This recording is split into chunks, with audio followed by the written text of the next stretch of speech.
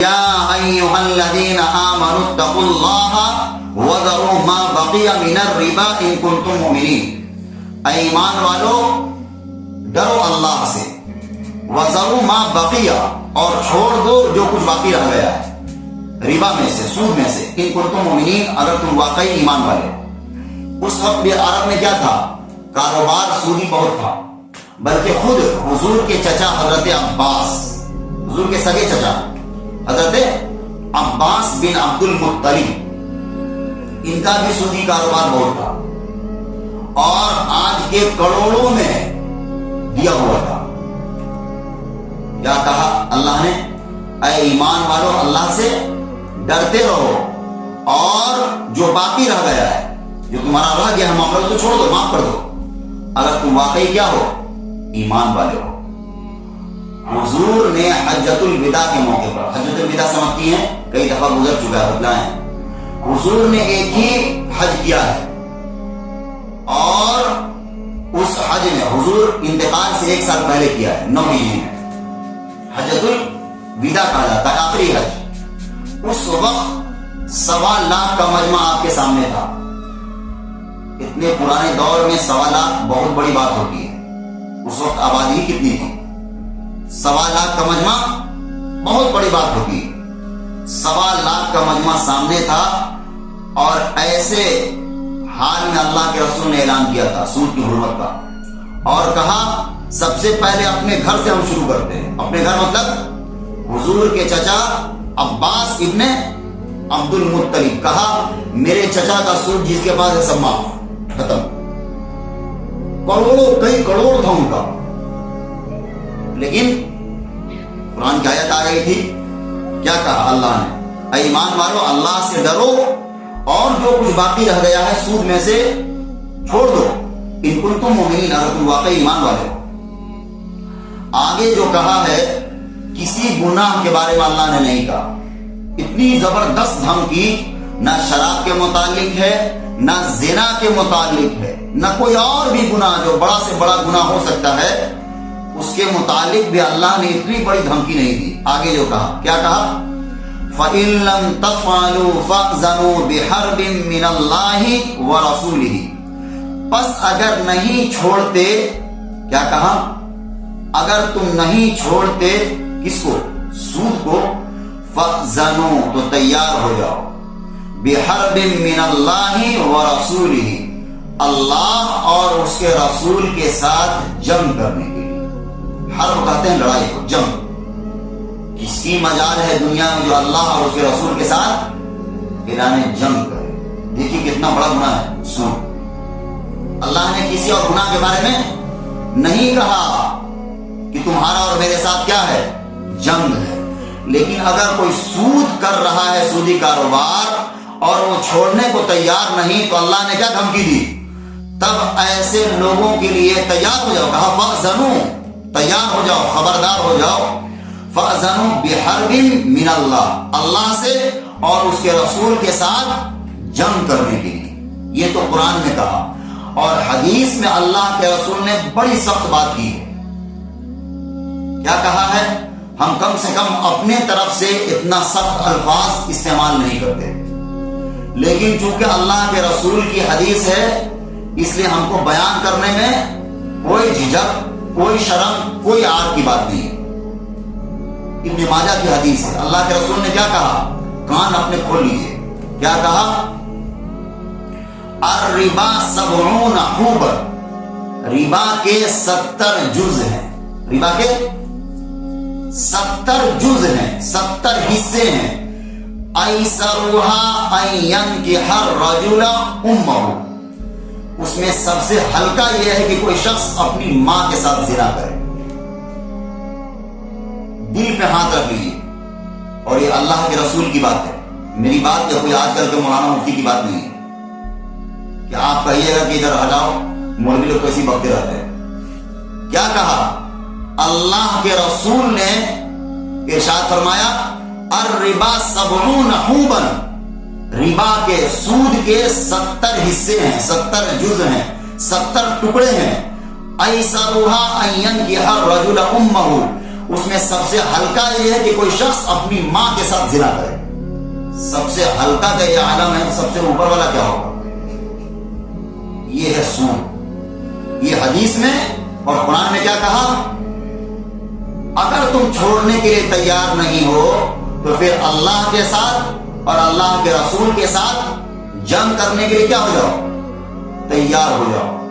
آج مخلوق میں سے کس کی طاقت ہوگی جو اللہ اور اس کے رسول کے ساتھ جنگ کرے؟ اتنی خراب چیز ہے سود، اتنی خراب چیز ہے. آپ حساب لگائیے.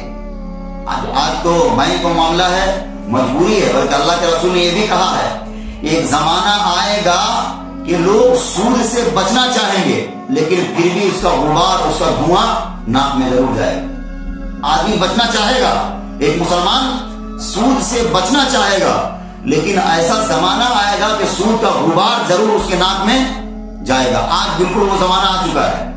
قدم قدم پر سودی نظام ہے، الگ الگ ناموں سے. انٹرسٹ جانتے ہی ہیں آپ، طرح طرح کا لون ہے، gold loan, bike loan, car loan, گھر لون، اور پتہ نہیں کیا کیا لون ہے. سارا کیا ہے؟ سودی ہٹ کنڈا ہے سارا کچھ. اور سود کی وجہ سے یہ قوم دنیا میں صرف کتنی ہے؟ 1 کروڑ ہے یہودی، اور پوری دنیا کو اپنے چنگل میں کسا ہوا ہے. سب آزاد نہیں ہے، خود امریکہ بھی آزاد نہیں ہے اس سے. ایک ایک یہودی اتنا بڑا سود کا اور بینکر ہے، بڑا سے بڑا اماؤنٹ سائن کر سکتا ہے. تو سود حتی الامکان بچنے کی کوشش کیجیے. کہیں مجبوری ہے اللہ سے گر گرائیے، معاف کیجیے کہ ہاں تو مجبوری کیا کر سکتے ہیں، لیکن حتی الامکان پھونک پھونک کر قدم رکھیے. نہیں کھائیں گے ہم روز، نہیں گھومیں گے ہم اسکارپیو سے، لیکن ہاں جس کو دیا ہے وہ بات الگ سے، آسان کو مت دو، لیکن زبردستی جس کو اللہ نے دیا گھومو، اس میں کوئی منع نہیں. لیکن ایسے لوگ بھی ہیں کمائی کم ہے، لے لیا ہے سود پر، اب بھرتے جائیں گے بھرتے جائیں گے بھرتے جائیں گے. ارے بھائی اللہ کے بندے کیوں پڑے ہوئے اس کے چکر میں؟ کم سے کم سود ایسی چیز ہے. بہرحال بہت برا ہے، بہت برا ہے، بہت برا ہے. ہم نے آپ کو بتلا دیا مثال دے کر. کم سے کم کرنا چاہیے. اور یہ معاملہ پہلے شہروں اور بینکوں تک محدود تھا، لیکن اب ہم دیکھتے ہیں گاؤں گاؤں تک پہنچ گیا. سب گاؤں تک باضابطہ اعلان ہوتا ہے. ہم نے یہاں ہی دیکھا ہے. ہم کو لگ رہا ہے اتنا کون بیچارہ رحیم آدمی ہے جو چلا چلا کر مائک پر دے رہا ہے قرض کسی کو. کیا ہے؟ گولڈ لون لے لیجیے، اتنا لے لیجیے، کیا ہے سب؟ آپ کا ہمدرد ہے؟ ہمدرد نہیں ہے.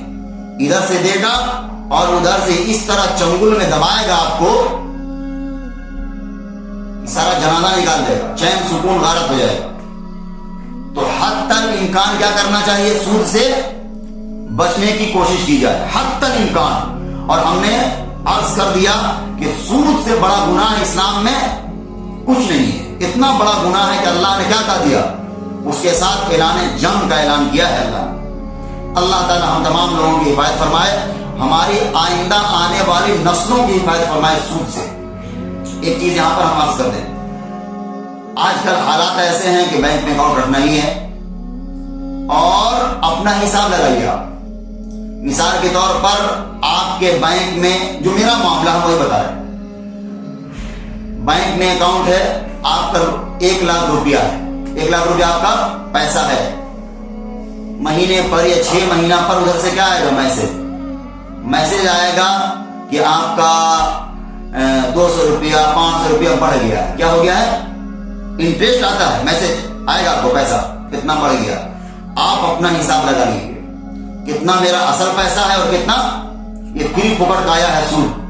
اس کو نکال کر پھینکیے. پھینکیے کا مطلب گھر میں نہیں پھینک دیجیے، بلکہ ایسی کسی کام میں لگا دیجیے کہ جاؤ ہٹاؤ. میرے استاد کہتے تھے کہ وہ پخانا ہے تمہارے مال میں. کیا ہے وہ؟ اس کی مثال پخانا کی طرح ہے. اس کو ہٹا کے بالکل پھینکو، کچڑا ہے وہ، کچڑا سے بھی کچڑا ہے. اور یہ امید مت رکھو کہ ہم کو اسے ثواب ملے گا.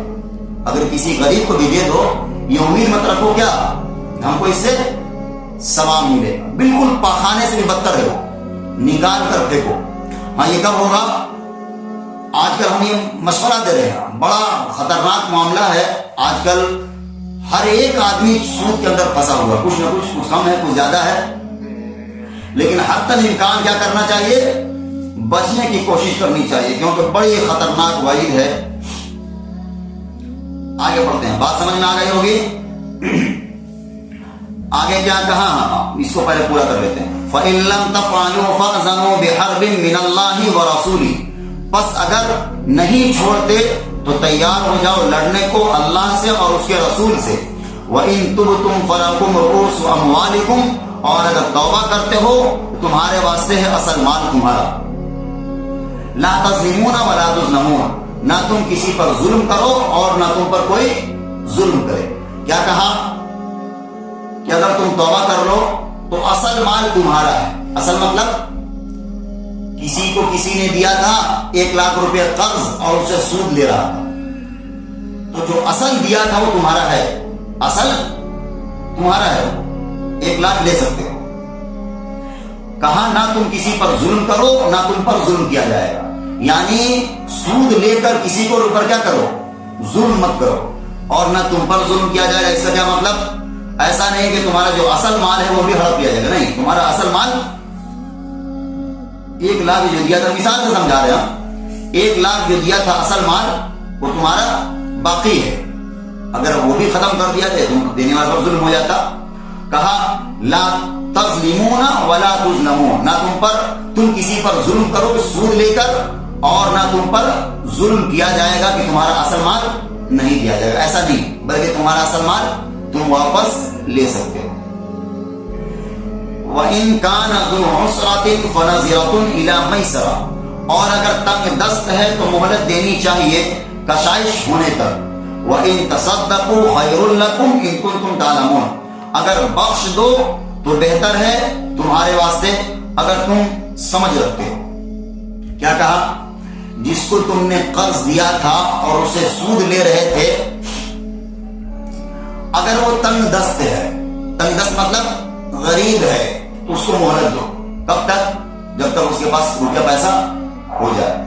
اور اگر تم بالکل وہ غریب ہی ہے، اگر معافی کر دو تو تمہارے لیے زیادہ بہتر ہے۔ مثال کے طور پر 50,000 کسی کو قرض دیے تھے اور اس سے سود لے رہے تھے، ابھی سود تو تم لے ہی ہے نا، تو کہا کہ اصل مال تو تم لے سکتے ہو، لیکن سود اتنا پہلے لے لیا اور بیچارہ وہ غریب ہے، وہ اس سے ہو ہی نہیں پا رہا، اگر تم معاف وہ بھی کر دو تمہارے لیے کیا ہے، زیادہ بہتر ہے، ثواب کا کام ہوگا تمہارے لیے۔